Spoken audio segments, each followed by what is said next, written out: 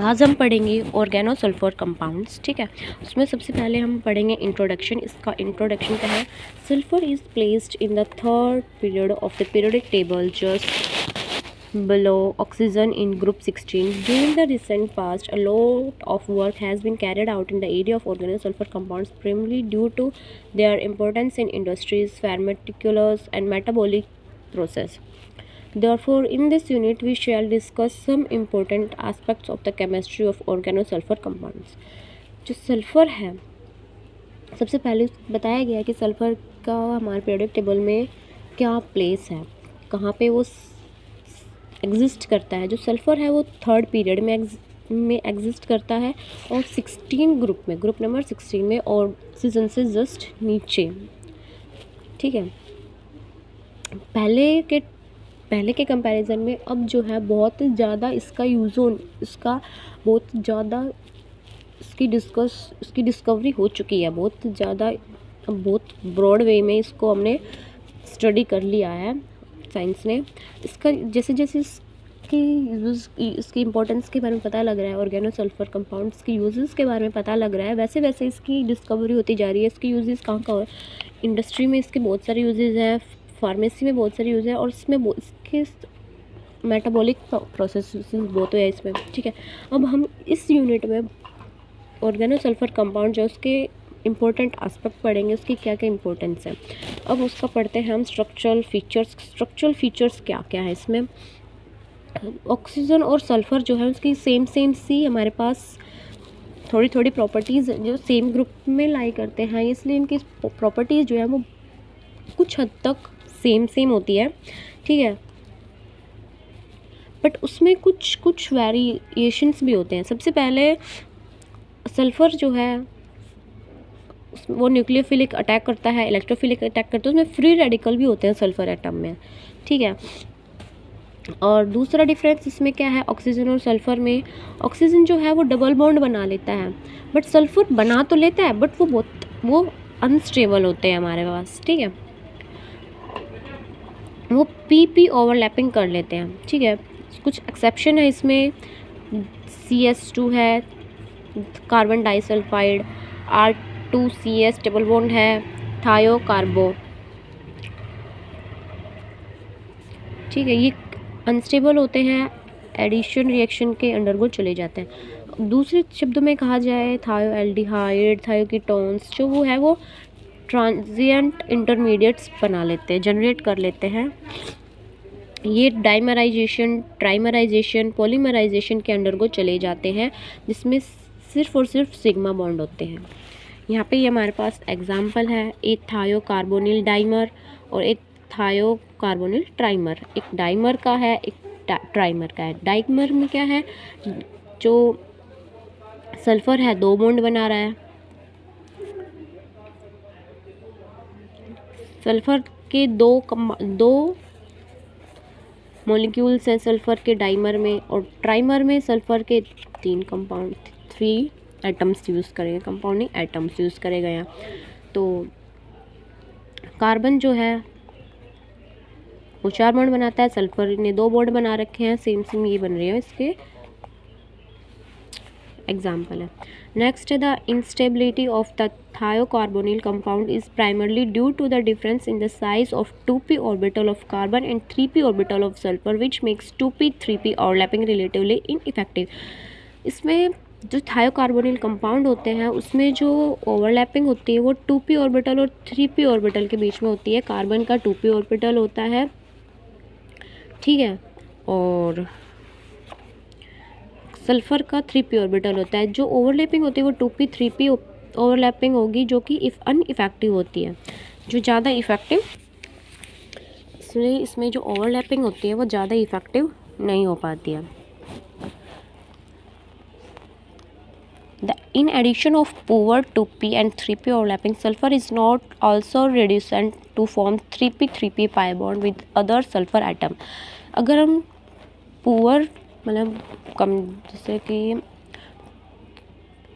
Poor 2p और 3p overlapping लेते हैं तो सल्फ़र जो है वो 3p 3p पाई ओवरलैपिंग कर लेता है, पाई बॉन्ड बना लेता है दूसरे सल्फ़र एटम के साथ। ये क्यों बनाता है? Because of its reason that elemental sulphur does not exist as diatomic. जो एलिमेंटल सल्फर होता है वो डायटोमिक फॉर्म में एग्जिस्ट नहीं करता है ऑक्सीजन की तरह।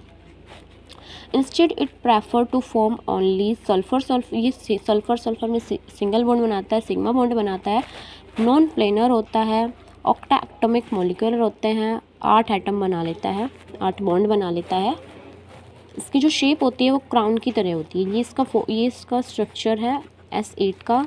एक 2 बॉन्ड के बीच में मतलब इसमें एंगल होता है 107 डिग्री का होता है। इसमें 1 2 3 4 5 6 7 8 क्राउन हमारे पास इसी तरह का होता है, ठीक है। Further due to larger size of sulphur atom sulphur bond is quite long. जो सल्फर सिंगल बॉन्ड होता है का लार्जर साइज होता है तो उसका जो बॉन्ड होएगा वो भी बड़ा होएगा।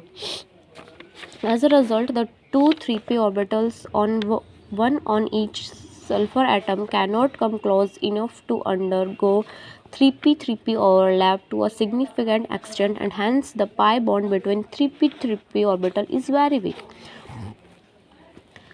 रिजल्ट आता है 2 हमारे पास 3p ऑर्बिटल्स होते हैं एक ही सल्फर एटम के, वो बहुत ज़्यादा क्लोज नहीं आ पाते हैं, इसलिए इसमें 3p ओवरलैपिंग नहीं हो पाती है, होती है बहुत कम होती है, ठीक है। तो पाई बॉन्ड बन जाता है इसमें।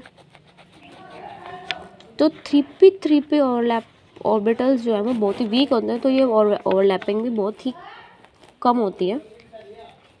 Can not come close enough to undergo 3p overlap, बहुत ही कम ओवरलैपिंग हो पाती है 3p।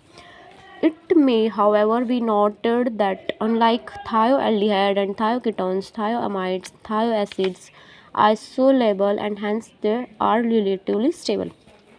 तो हमने पढ़ा था कि थायोएल्डिहाइड्स, थायोकीटोन, थायोअमाइड्स, थायोएसिड्स जो ये हैं ये स्टेबल होते हैं, सेम नहीं होनी चाहिए, ये डिफरेंट होनी चाहिए।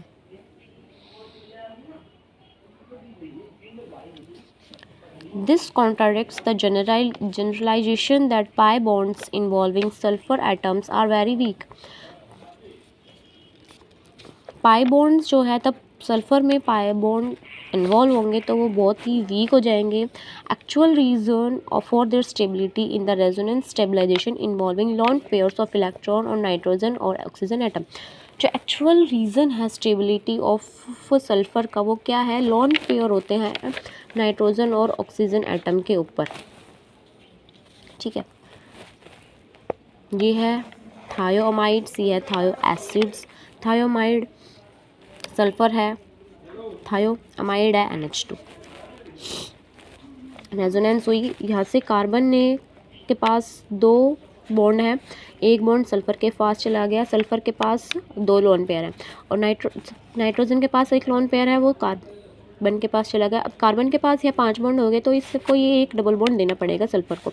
सल्फर के पास 3 लोन पेयर हो गए, एक नेगेटिव चार्ज आ जाएगा। नाइट्रोजन के पास 2 डबल बॉन्ड हो गए और 2 हाइड्रोजन है तो एक उसके ऊपर पॉजिटिव चार्ज आ जाएगा। सेम ऐसा ही ऑक्सीजन के पास 2 लोन पेयर है, एक लोन पेयर एक कार्बन को दे देगा, कार्बन के पास 5 बॉन्ड हो जाएंगे तो वो एक बॉन्ड सल्फर को दे देगा, तो सल्फर के पास फिर से 3 लोन पेयर आ जाएंगे, एक नेगेटिव चार्ज, और ऑक्सीजन के पास एक लोन पेयर बन जाएगा और एक positive charge. Here the contribution of structure 2 towards resonance hybrid of thioamides and the structure 4 towards resonance hybrid of thioacid is significant because both of them have only single bonds between carbon and sulfur atoms। थायोअमाइड्स और थायोएसिड के जो resonance hybrid structure है उनमें एक ही, दोनों में same चीज़ दिख रही है कि उन दोनों के बीच में सिंगल बॉन्ड है, कार्बन और सल्फर के बीच में सिंगल बॉन्ड है। जो इसका हाइब्रिड जब हमने रेजोनेंस स्ट्रक्चर बनाया है हाइब्रिड वाला, ये दोनों के बीच में कार्बन और सल्फर के बीच में सिंगल बॉन्ड है। We have discuss about that sulphur has little tendency to form pi bonds through PP overlap. जो हमने पहले पढ़ा था कि जो सल्फर है उसके पास बहुत ही कम टेंडेंसी होती है कि वो PP ओवरलैप बना पाए पाई बॉन्ड के साथ, However, many sulfur compounds such as dimethyl sulfoxide DMSO we widely used aprotic solvent, जहाँ पे कुछ सल्फ़र के कंपाउंड है जैसे कि डाईमेथाइल सल्फोक्साइड DMSO, वो एक एप्रोटिक सॉल्वेंट की तरह यूज़ होता है। Have pi bonds between sulphur and oxygen atoms.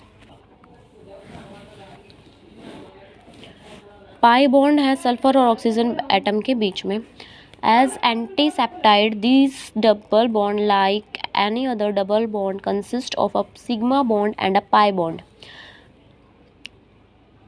Double bond होता है सिग्मा बॉन्ड।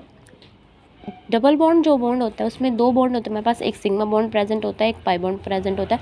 सिग्मा बॉन्ड जो है वो हेड टू हेड ओवरलैप करता है sp3 ऑर्बिटल के बीच में ऑफ सल्फर, और वन ऑफ द हाफ जो सिग्मा बॉन्ड बनेगा वो क्या बनेगा, एक तो sp3 ऑर्बिटल के सल्फर के sp3 ऑर्बिटल के साथ, और एक ऑर्बिटल होगा p ऑर्बिटल हाफ फिल्ड, इसके साथ ओवरलैप करेगा head to head. Electronic configuration जो है सल्फर की ये है 3s2 3p4, ठीक है। तो ग्राउंड स्टेट में ये होगी, और इसकी एक्साइटेड स्टेट में जो है ये एक जो पी वाला पी में 2 है वो एक डी में चला जाएगा, तो इसकी हाइब्रिडाइजेशन बन जाएगी sp3।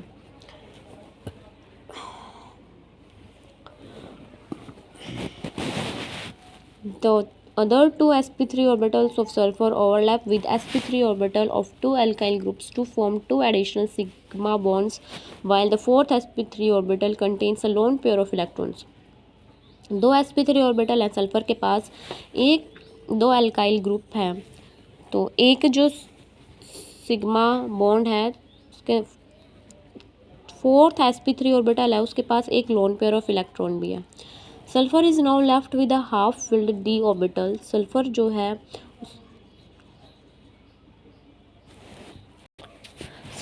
उसके पास एक हाफ फिल्ड डी ऑर्बिटल बचा है जिसको हम dxy और dzx बोल सकते हैं, ठीक है। एंड ऑक्सीजन जो है उसके पास भी एक हाफ फिल्ड p ऑर्बिटल बचा है 2py और 2pz। सिंस dxy जो है वो प्लेन में लाई करता है 2py ऑर्बिटल, और dzx लाई करता है 2pz ऑर्बिटल में, तो d पाई p पाई ओवरलैपिंग हो जाएगी इसमें अकर बिटवीन d पाई p पाई ओवरलैप होगी dxy और 2py ऑर्बिटल में, तो इसमें पाई बॉन्ड बन जाएगा। ये जो हमारे पास कंपाउंड है वो दिखा रहा है कि हमारे पास का सल्फ़र का DMSO जो हमने यहाँ पे पढ़ा था डाईमिथाइल सल्फोक्साइड, उसका 3D स्ट्रक्चर। सल्फ़र है, 2 मिथाइल है, ये एक ऑक्सीजन है, ये एक इसके ऊपर लोन पेयर है, ठीक है। इसके बीच में बॉन्ड एंगल है 107 डिग्री का।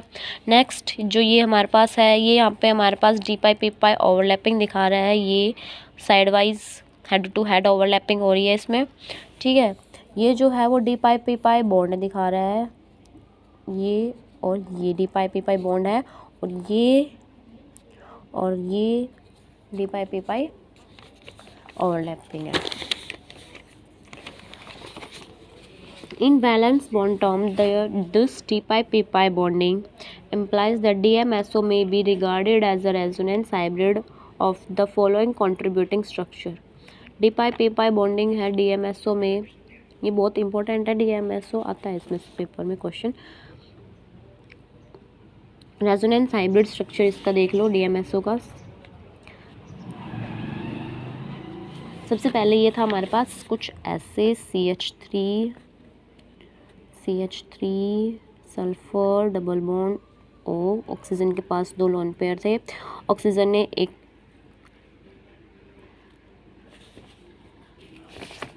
सल्फर के पास एक लोन पेयर है, सल्फर एक पेयर यहाँ पर डोनेट कर देगा, और ये जो है डबल बॉन्ड ये इधर चला जाएगा, तो उसके पास 3 लॉन पेयर हो जाएंगे, एक नेगेटिव चार्ज हो जाएगा, सल्फ़र के पास एक पॉजिटिव हो जाएगा। तो इससे ये बन गया। ठीक है, अब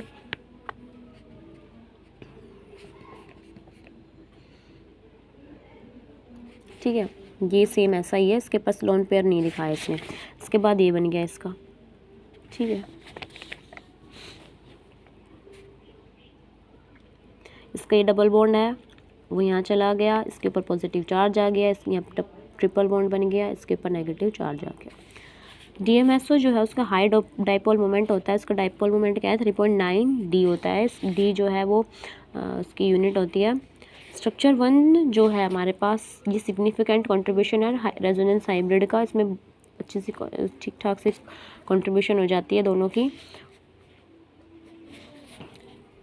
कि जो इसका जो स्ट्रक्चर है, ये वाला जो स्ट्रक्चर है, स्ट्रक्चर 1 वो जो है वो स्ट्रक्चर 3 से ज़्यादा स्टेबल है। An important difference between ordinary double bond with p-pi overlap sulphur oxygen double bond with d-pi overlap group attach to the sulphur don't lie in a plane. जो important difference है ordinary double bond का p-pi overlap के साथ overlap और sulphur oxygen double bond p-pi overlap के साथ, जो sulphur जो है अटैच होएगा वो एक ही प्लेन में लाई नहीं करेगा, अलग अलग प्लेन में लाई करेंगे। This explain why acetone is planar while DMSO is non polar. ये एक्सप्लेन हुआ कैसे, एसीटोन तो प्लेनर है और DMSO जो है वो नॉन पोलर है। नेक्स्ट है structure of thiols and thioether. Thiols and thioethers का structure, both in thiols and thioether sulphur जो है sp3 हाइब्रिडाइज होती है ग्राउंड स्टेट में, नॉट एक्साइटेड स्टेट में नहीं है।